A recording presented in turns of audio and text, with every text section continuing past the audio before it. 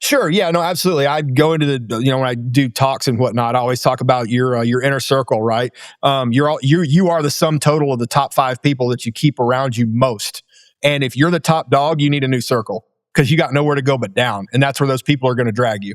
So whether you like it or not, it's going to happen. You're a product of your environment, and if they're not action people and go-getters and they're not advancing down the football field a little bit faster than you are, or they're not ahead in some way, shape, or form, that means you're the bigger fish in a small pond. It's time to go fishing for the ocean. You know what I'm saying?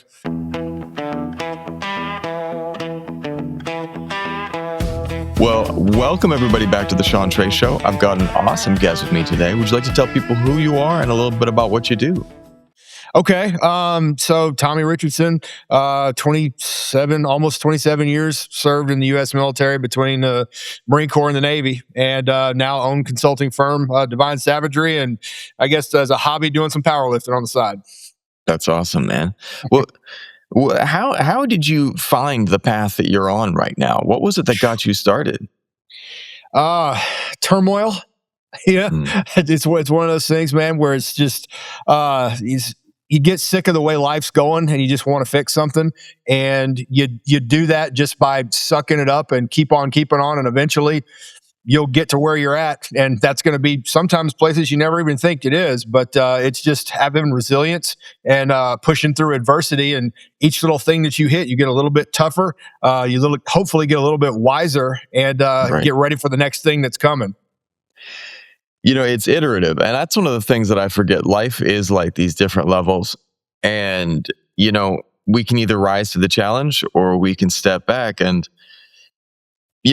I think that I've tried to shift my mindset, especially as a father. That was the thing that kind of got me to start seeing life differently, was that, if we are not setting those little goals for ourselves, you can exist in this life, or you can thrive. But to thrive, you have to have a different mindset. Yeah, it's just not quit. It's plain and simple. Everybody wants some kind of quick, secret, underground. There's a different way to do it. No, man, it's just keep going. Don't stop. Don't quit. And use fail forward. I know you hear that a lot too, right? Use every failure as your gateway and pathway to success. I love that, because the other day, my daughter came up to me and she's like, Dad, I promise that I'm going to just not fail on these this next semester. And I was just like, no, I said, that's actually the wrong mentality. I said, I want you to fail. I want you to fail, and I want you to learn, because if you can be going out and learning from what's going on, then we're heading in the right direction. And she sat down, and we do martial arts class together. She does. We both go to Muay Thai 3 days a week, and I go and just try to stay in shape, and she goes to just learn how to take a hit, And she was sparring. Yeah, she did. Oh, definitely. But she was sparring this time, and she was going up against someone who's bigger than her, stronger than her, and I was just like, all right, you've got a challenge right now, because this is going to be hard. And I said, and we were like, just work your jab. You're long, you're lean, work that jab, and then come in with that number two. And she started to she's like, but she. I was like, no, but she, but you. What can you be doing right now? Because there's certain things that you can do in this situation. You can't control her. And it's like the dichotomy of control. You've got things that you can control and things that you got to let go of. And so we started focusing on what she could control and embracing the suck, Yeah, it's just like a tree, man. Chop it down from the bottom to top. Take the big kids out the knees. Right. Leg kicks, man. It's where it's at. If you can't walk, you can't fight. If you can't see, you can't fight. If you can't breathe, you can't fight. So there's 3 spots to hit them right there. Right. I love that. I got to remember to tell her that, But you've operated under real pressure in the Marines and SEALs. Where do you see everyday people struggling most with pressure now? It's an interesting question, man. We're all everyday people. There's nothing special about even the elite, whatever. It doesn't. You're just people. People are people, and like I said, it's one of those things where you're either going to quit or you're going to keep going. So it's just a matter of mindset to keep pressing through everything that's tough. But there's like a little switch that happens at some point where you go, I'm going to start chasing the hard things. I'm not going to let them happen to me. I'm actually going to, go after them. And once you do that, you're going to get what you ask for. But the thing is that's going to start making you more resilient and to be able to handle that type of thing. So what can everyday people do? Find something difficult and go after it. And don't be afraid to fail. I love that. One of my favorite actors, and seems like a pretty cool human being, is Tom Hardy. And I really enjoy Tom Hardy, not just for his acting, but the fact that he's about my age and he's going out and he's just going out BJJ, and he's got this whole Brazilian Jiu-Jitsu journey. And when you talk to him about it, he's not some guy. It seems that there are some people in Hollywood that go and get the token belts, and they just go and they have a special teacher, but not Tom Hardy, man. He's rolling, he's training, he's entering into tournaments because he was like, and when they asked him, they're like, he likes to challenge himself. It's like all of us can sit there and find things that we're not good at. And a lot of people sit there and they find that thing that they're not good at, and they go, you know what? I just don't want to. It takes too much work. It's too much of this. But that's the thing, is that's lazy and that's not competitive. Like the competitive edge has almost been taken out of things, and that's why people lose. All you have to have is a smidgen of competitiveness, and you're going to start thriving. Especially after how COVID made people so weak, right? Yeah. So all you have to do is just ask for competition, go do it. And then just have that mentality of, you know what, man, I'm going to give it everything that I got. And everybody goes, oh, I'm playing, it's me against me. Well, no, I'm not. I'm playing against that guy. Yep. I'm going against that guy and I'm going to beat you. I don't know how I'm going to win. I just know I'm not going to lose. Go ahead. I'm with you, man. No, I signed up. So I signed up both of my nephews to go to Muay Thai with my daughter because sure. I was like, these boys, they need it. They need that spirit, and that's the one place I knew that they could get that. And like, last night my nephew was just like, and I was just like, run, I'm yelling at him, run, it's like, don't do it 50%. But one of the things is the other day they went up against this other kid, and he came into the gym with his mom, and really lovely people, really awesome people. And that mom is a single mom. And I actually respect her because she was like, there were certain things she's like, I know that my son needs this, but she started teaching. She's like, I want my son to be able to have this positive, energy in his life. And she's like, I'm only able to do so much. And so she's like, I'm going to come to Muay Thai. She started training, and her son, man, he stood different. He moved different because they had been training together for a long time. And he was just like that, and he was moving like real tight. And my nephews, great kids, but they were like, Muay Thai was a fun place for them. It was a game. It was fun. And then my nephew got in the ring with this kid. Kid worked him, man. Kid worked him over pretty good. And like, it was like my nephew got roughed up real good, and he came over, he was crying, and he's like, I know. And I was like, you know what?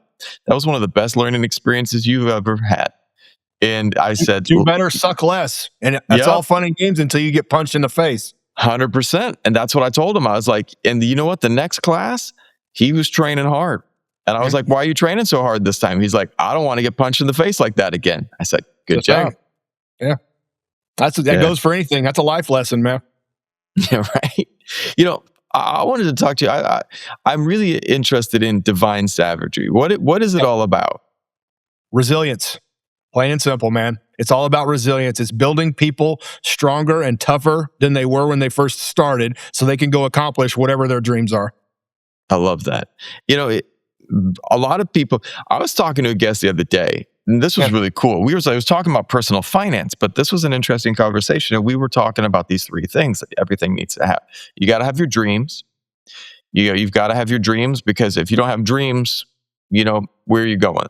You've got to have your values, because your values, especially around money, enact like, well, what do you want to spend money on? What is important to you? But you got to have the last thing. And then the third is most important. You got to have those habits. If you don't have habits that are going to create that excellence, that are going to create those goals, I want to be rich. Okay, that's your dream, But why do you want to be rich? Those are your values. I want to help people. I want to go out to trips with my family. But then if you say all that stuff, and then you're sitting there and you're going, I need these new headphones, and you drop $2,000 on a pair of headphones that don't help you towards your goal, then you're not going to ever accomplish anything. So you got to have those three things. But habits are what is the real secret sauce, because if you don't have those habits that guide you to that place, you're not going to get there, man. Just be careful about who it is that you make your master, right? If you make money your master, then it's gonna dominate and control your life. So right, perspective matters too, right. I love that you get that by talking to people 100%. and experiencing life. Your social circles are really important to you, you know? Sure. Yeah. No. Absolutely. I go into the when I do talks and whatnot, I always talk about your inner circle, right? You are the sum total of the top 5 people that you keep around you most. And if you're the top dog, you need a new circle because you got nowhere to go but down, and that's where those people are going to drag you.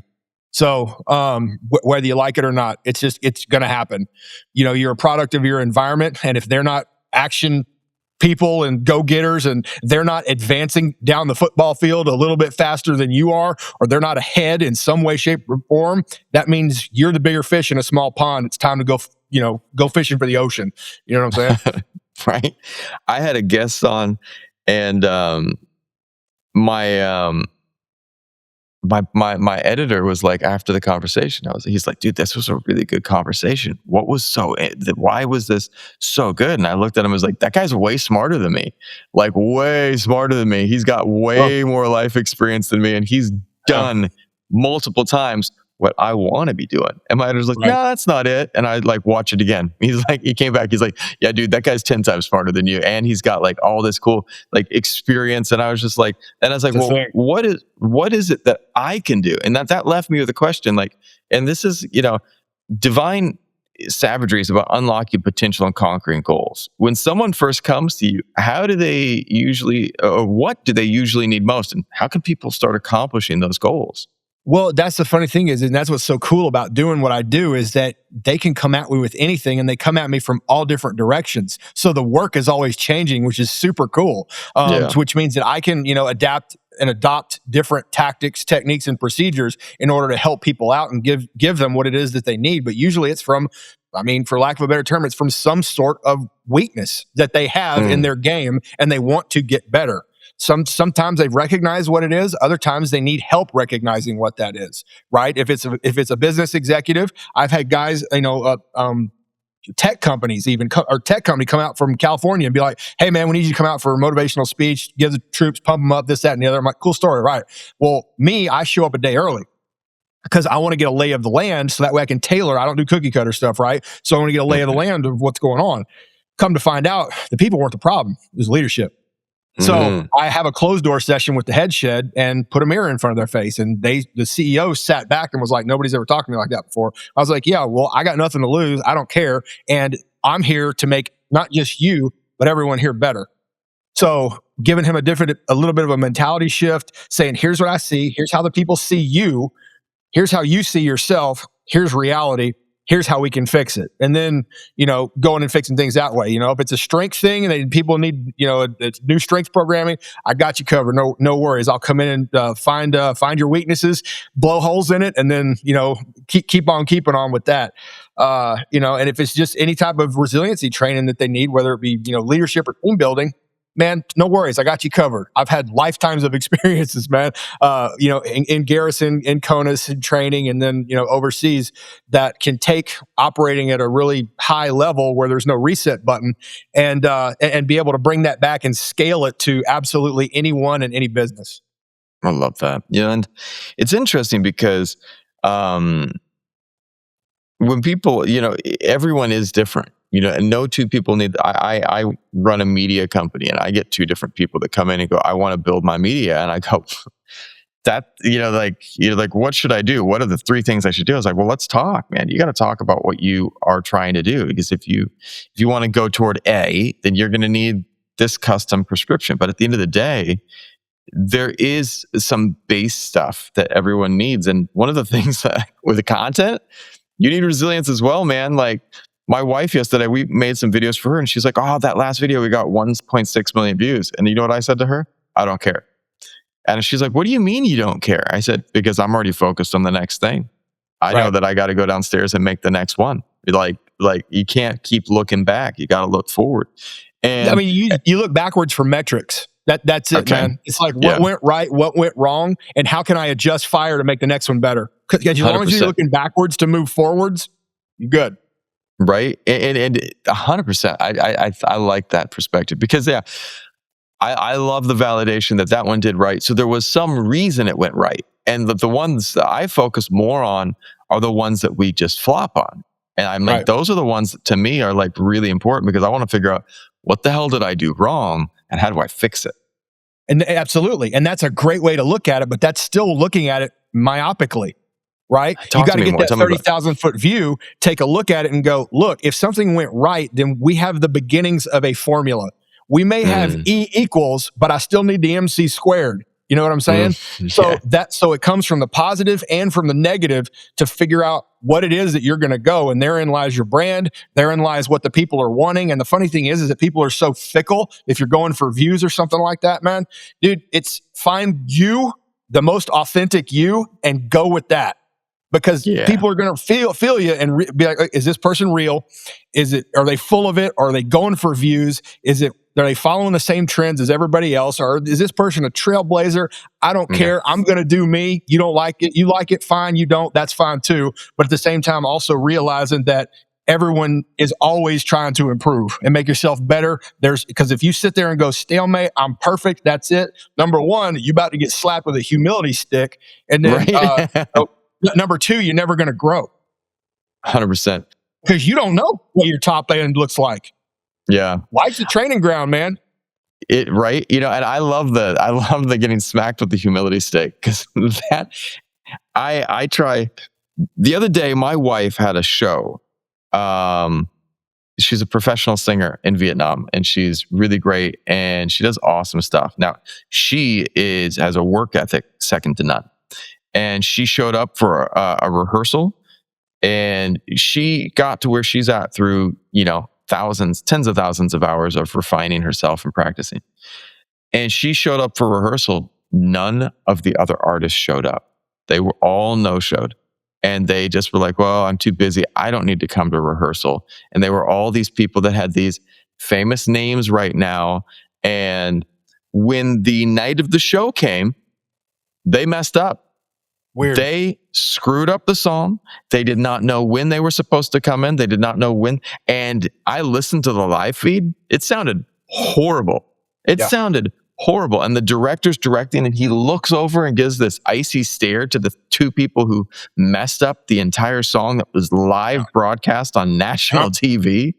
And it's like, if you don't show up, if you don't have that professionalism to approach things and do it right, what are you even doing? Well, the thing is, too, number one, I would go slap their mom and dad, and then for Right? not raising them right, and then the other thing is that whoever it is that brought them up did not teach accountability, and I think that's what's missing a lot in today is that there's no consequences and no punishment. There's decisive right and wrong, right? Yeah. Not much gray area in anything. So you either know what that is or you don't. And here's the deal. If you show or you don't show, you no show to a job, guess what? We're done with you. Bye. Yeah. We'll take the loss and we're gone. And then that shows them, hey, guess what? You didn't get paid. Enough of that thing happens and you get too big for your britches. And guess what? You ain't going to be able to eat eventually. Right. That's it, man. I think that people don't understand. Like, we have had so many people that just, and I think that I saw it so often. I was a kids teacher for a long time. And I, before I started my media company, my side hustle was teaching English part-time. And I'd go and teach, 4 nights a week and on the weekends. And one of the things that I found is that there is a real problem with parents brushing off like misbehavior. And, oh, Tommy today just went over and smacked Bobby, and then threw his device on the floor. And I'd tell that to a parent, and the parent would be like, it's okay. He's just going through something right now. And I was like, but that's not okay. I went to my daughter's school the other day, and I was waiting to pick up my daughter and my 2 nephews, and we're standing out front. And there was another boy who's he's just kind of like, his parents just kind of let him get away with everything. But he walked up to my nephew and put his hand like this on my nephew's neck in front of me. Oh, the holy fire from heaven came down upon that young man in that moment. I went off on him. I lit into him in front of all these parents. I was just lecturing him, and I came down on him so hard. And he ended up crying. His teacher's like, it's okay. We'll tell him to be better. And the next day, you know what? But the next day, he walked up to my sister-in-law, and he was like, I am very sorry. And you know what happened after that? He has not put his hands on my nephew one time since then. And so weird. Sometimes, Well, with bullies, that's the thing, man. Like, I was like 80s bullied, right? So I got thrown in lockers. I got beat up, thrown in dumpsters, all kinds of stuff when I was a kid, right? So it wasn't just turn a button off and it's done. So I'm a Gen X kid. So it didn't matter. Of course, nobody was there to talk to or whatever. There wasn't therapy. Right. It was either you get your butt whooped or you start fighting back. So I tell you that kids now, oh, my kids are getting horribly bullied. And you speak about how bad bullying is. Honestly, I'd thank my bullies. Why? Yeah. Because that made me tough. And that made me resilient. Now, is bullying in and of itself right? Absolutely not. You also have to take it from the fact that what is a bully? A bully is someone that that has something going on in their own life too, that makes them think that they need to make themselves feel better than that person that they're beating on. And that's the only way that they can take it out. So either talk to them and go, look, man, here's the deal. Are you okay? You want to floor a bully, ask them if they're all right. Then they start coming at you. Well, then it's time to go to guns. But you want to beat a bully, you stand toe to toe. Yep, 100%. Because that's why it's the animal kingdom, right? The strong are going to chase the weak. So be the strong. You might take a couple of lumps, and that's fine. But learn from them, do better, regroup, and then go after it. That you're spot on, man. My nephew is the youngest one in his class. He is also the kid that was in that Muay Thai class that got the whooping put on him, and now he's tougher. And I think that I told his mom, because he actually had a really tough childhood, and he's a tough little kid, because when he was a little boy, for some reason, his mom was at the hospital, and they're like, everything's okay. He was in her tummy. And her water had broken. He was inside for a week with her water had already broken. And she finally went back. She's like, dude, something's wrong. Like, oh, wow, your water broke last time. Yeah. He was born, but then he had this full body allergic condition. Mm. He had these hives all over his body for most of his childhood. And but you know what? It made him tough.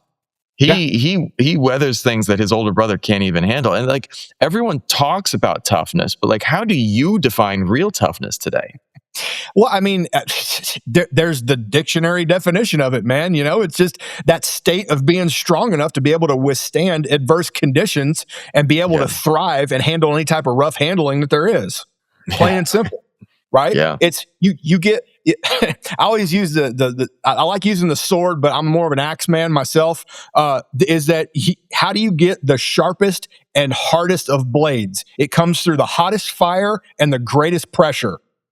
So if you're going to keep that axe sharp and keep it sharp for longer and durable, you're going to have to go through something. Yeah. And as a parent, you've got to let your kids get beat up.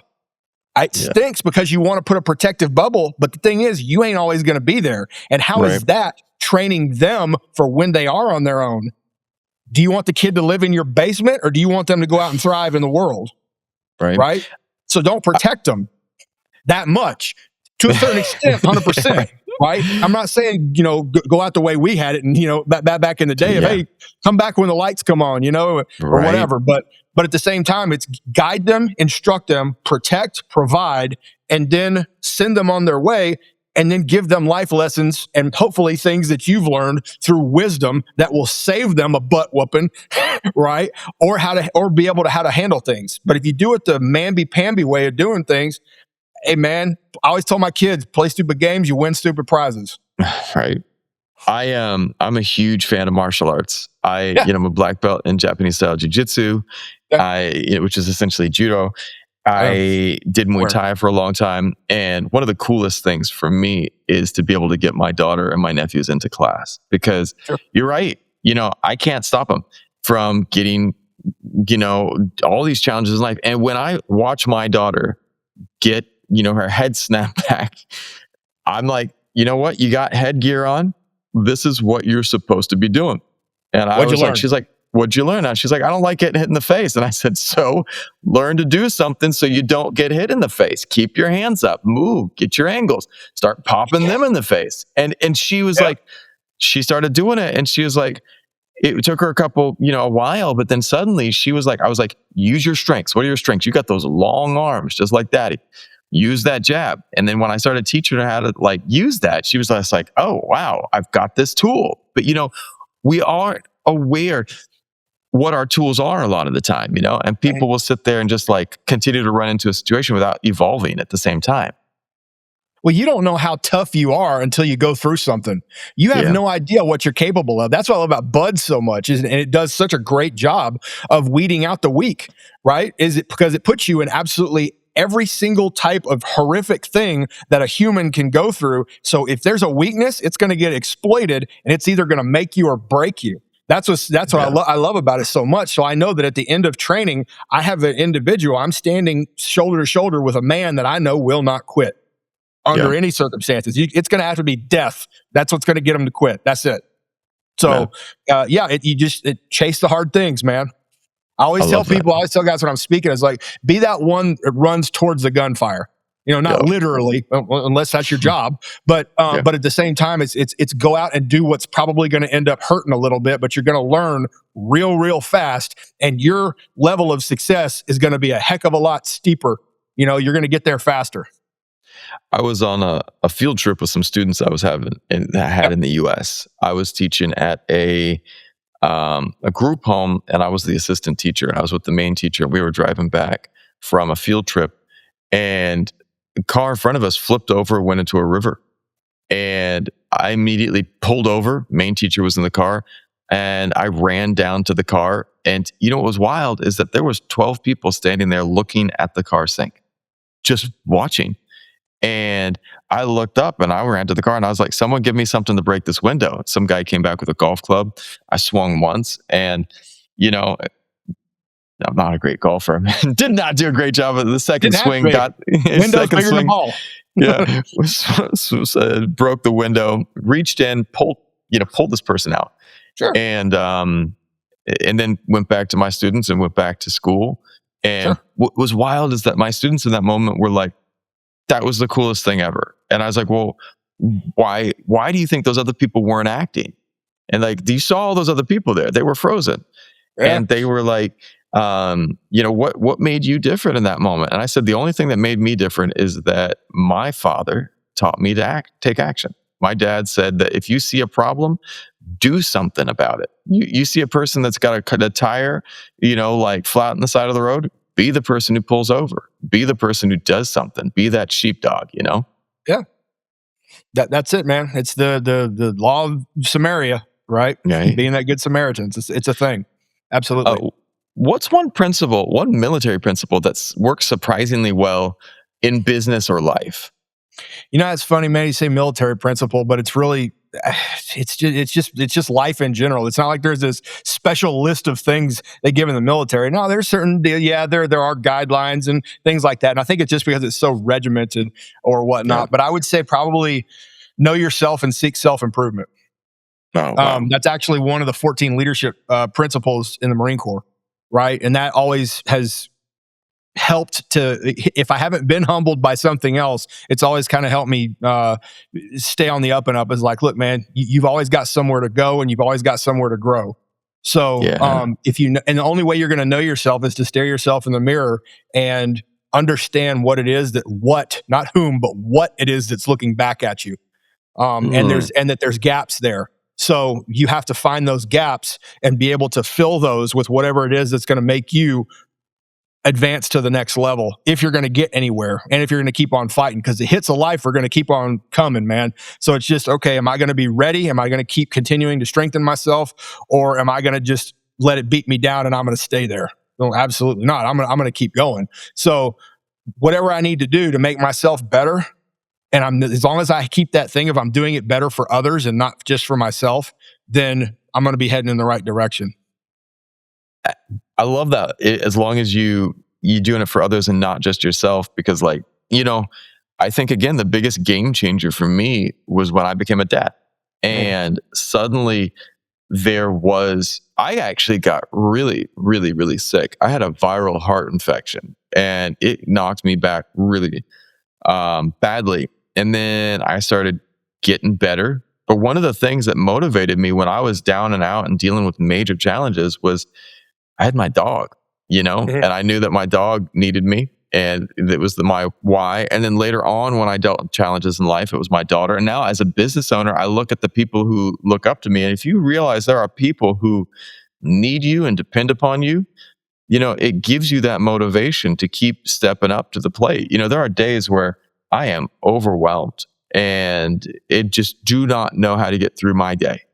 But then I look down at the checklist I have, I look down at the stuff that I can get done, and I figure out what is the one most important thing for me to do today that can move the needle the most.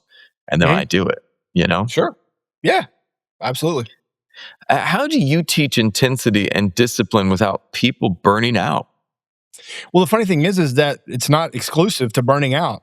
Discipline doesn't mean you just keep going and going and going, or you wake up at 3 a.m. every day and whatever it is that you need to go do. And intensity doesn't mean that I'm going to go freaking crazy all the time, like berserker status, right? So it's really teaching temperance.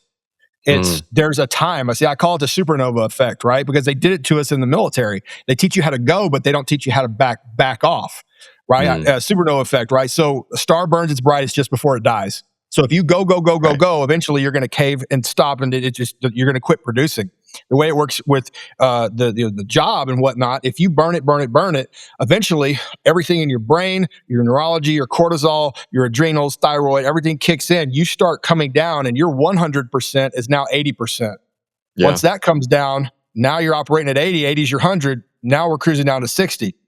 But if you plan in rest, recover, regenerate, you plan those things in, and you do that on a consistent basis with sleep, with nutrition, and with training, meaning physical activity and training, and you do that on a consistent basis, you are going to become an optimal version of yourself. Train optimally, not maximally, right? Yeah. So the intensity comes, and intensity can come in many forms, but it's how much pressure are you going to apply to that certain situation. You take it in the gym, right? Your intensity can be, I'm going to add reps, I'm going to add sets. Well, cool. If I do that here, I need to take from somewhere else so that way I can put the right force on that, and then I need to dial it back. So it's learning that temperance to focused and channelized intensity. And discipline, honestly, that's just consistency over time. It's find those habits, like you'd said. It's find that schedule, find out what it is that you need to do, and just do that no matter what. Regardless of what the situation is, you don't let anything bother you. And usually it's yourself. It's that devil that's saying, hey, maybe you should take a break. Hey, skip the gym. Hey, don't do this. Hey, don't do that. Hey, stay up late. Don't go to sleep. Hey, you deserve this. You've done this, so you deserve this. No, you don't. Well, you deserve to be up on a cross with Jesus. That's where that's what you deserve, right? I deserve death, hell, and the grave. And I thank God life isn't fair, or else that's where I'd be, right? So that's exactly what you do. Just keep going, do the best you can, do it on a consistent basis, and do it with the intensity that is required to thrive. Yeah, man, I love that. I was when I first got my daughter into Muay Thai class, I would sit there and just sit on the sidelines and watch her practice, and because all the other parents were doing that. And then one day I was at the gym and I saw these other guys working out, just like using their gym area and stuff. I was like, hey, if I pay something, can I work out and practice my Muay Thai just on my own by myself? They're like, sure. Yeah. Just you pay a day fee. And I was like, sign me up. Because if I'm telling my daughter, you got to get in there 3 days a week and train, and I'm not doing it, I was like, it's really easy to sit there and watch and just, be on your phone. But I'm not moving the needle at all. I'm not making change in my life, and that was something that I realized that if I wanted to be a leader for my family, and I'm telling her, you have to step up big and you got to do this big pull 3 days a week and you got to show up, and I'm not showing up, that's a gap in my leadership, and it leads me to this next question. What's the biggest leadership gap that you see in teams today? Accountability and intestinal fortitude. Okay. So accountability, like we talked about earlier. Okay. That's, people just doing what they want to do and then bosses accepting things. That's where the intestinal fortitude is, right? Yeah. They don't have the fortitude to go, you're not cutting the mustard, beat it.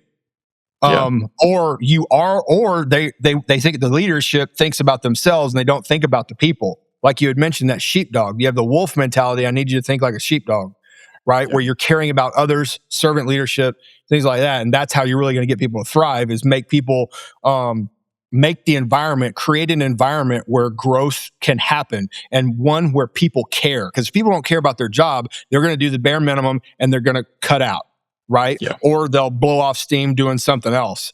But if you give them purpose, you give them drive, and then you give them an environment that encourages them to get better, then you're going to be working on a business that's going to end up going somewhere, right? I'll go up to a CEO and I'll be like, hey, man, do you know everybody in your company?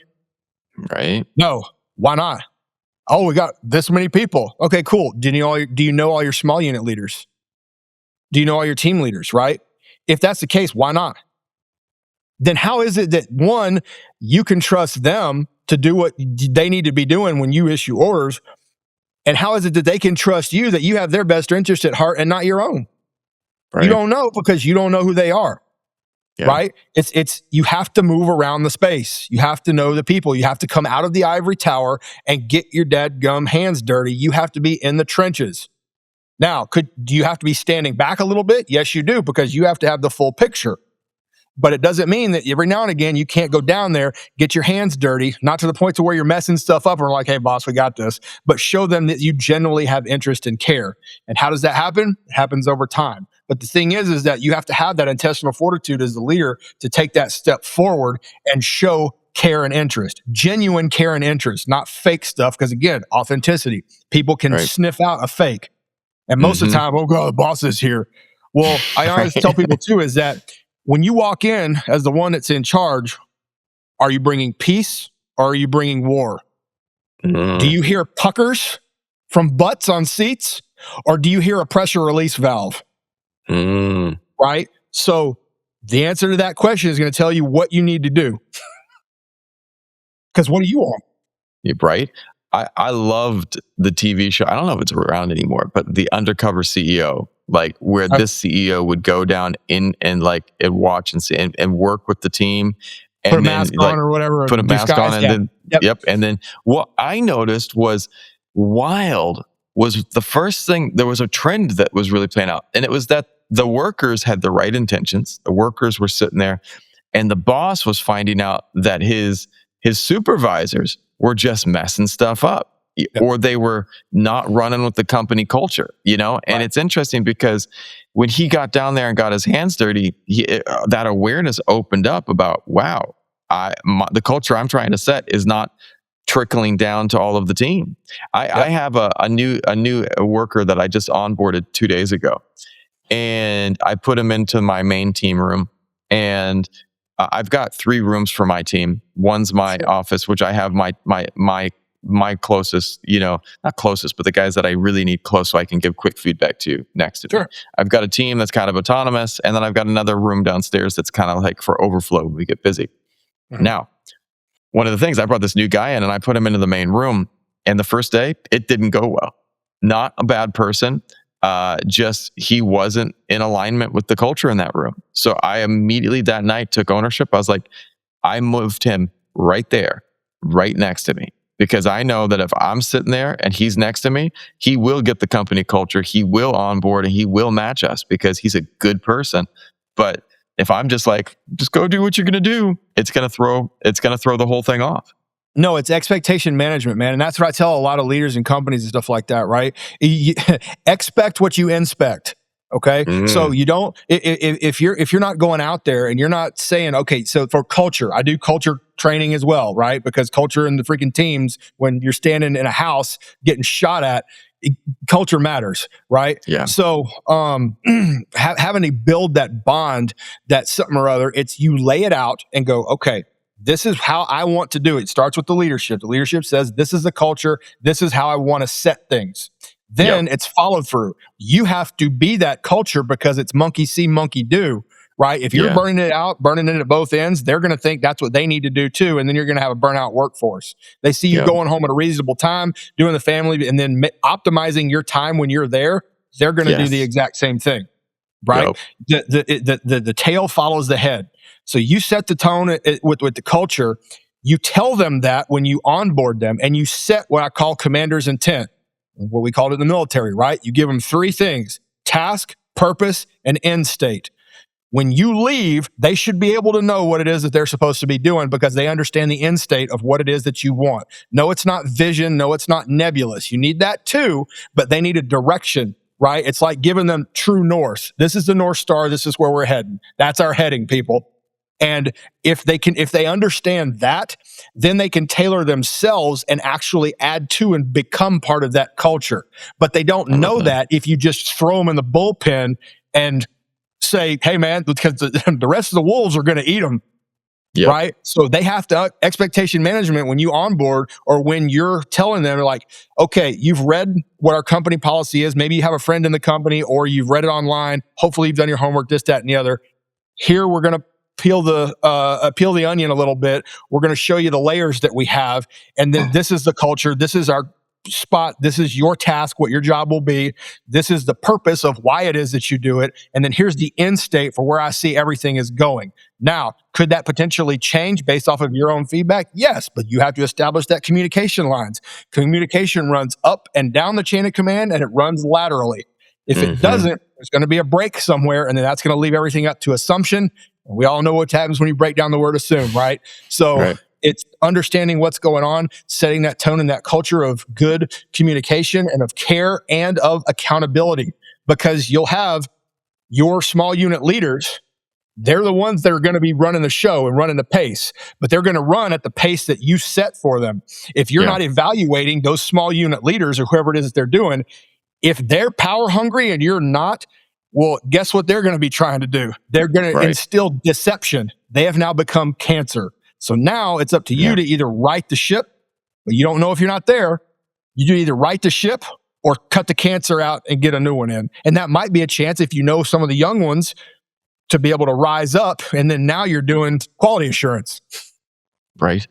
I love that, because it's like if you're not setting the culture, man, it's going to create there will always be a culture. You can either steer it and direct it, or it creates its own self. One of the things that you touched on there about modeling force protection, like kind of protecting your energy and such, how does that apply to protecting energy and focus in daily life? The exact same way.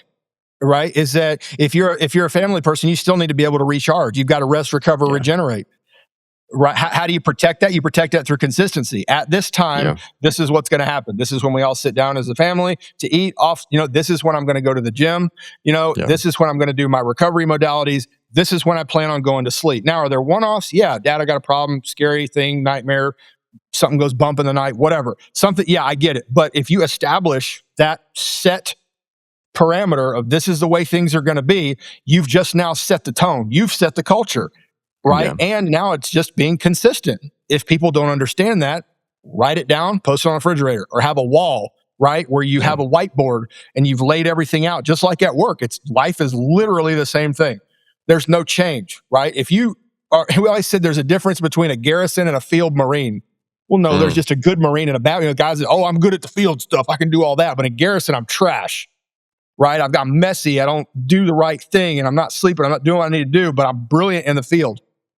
That's only going to last for so long. And if I can't trust you out in town, how can I trust you behind a machine gun? Right? So just consistency throughout your entire life, man. That's how you build it, and that's how you keep it. And it's one of those things where you stay on your knees praying to the good Lord and making sure that that's your guiding light, and that's the person leading you, and you ain't going to go wrong, man. Yeah. Well, what is power? It's also that you do powerlifting as well. What has powerlifting taught you about long-term discipline? Nothing the military hadn't, man. It's that consistency matters. And as far as, we talked about intensity or whatever, but to train optimally, not maximally. That's what I love, especially being associated with Westside, man. Their culture is very similar to the team room. And it's hardcore. It's push it, and you're only there because it's a free gym, right? But it's by invite only, and you only get to stay there if you provide the intensity and you are training as hard as you possibly can when you're there to train.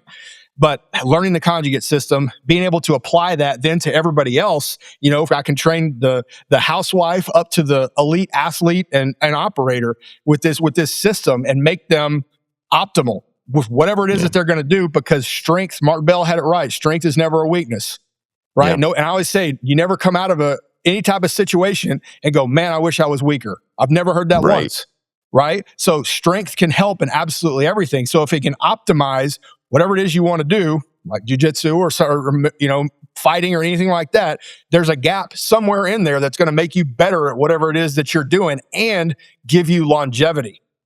Yes. Right. Yes. So, and that's the key, right? That's it. If you slow down, you go down. Yeah. Well, what's a common mindset shift you see in people who go through your training? Oh, the light comes on, right?